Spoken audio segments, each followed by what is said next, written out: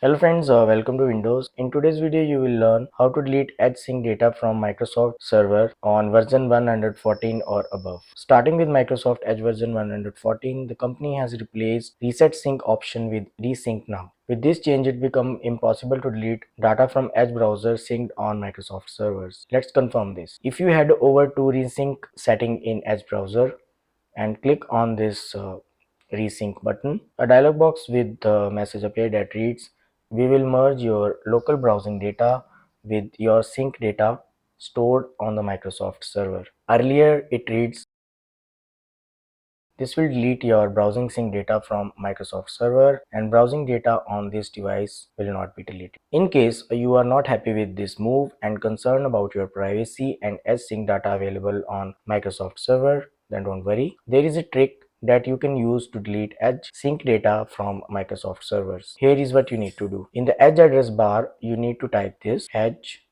sync internals. Now this will take you to Edge Sync internal page. Here on this page, you need to locate this option named Disable Sync Clear Server Data. Sometimes you will find it on the top right side and sometimes on the bottom of the page. You just need to click on this and you are done. In case Microsoft has replaced the Reset Sync option with Resync to stop users from deleting data on the cloud, then it's possible that they will remove this option as well. As of creating this video, this trick works 100%. So that's all about this video. If you find this trick useful, don't forget to like it and subscribe the channel for more useful videos.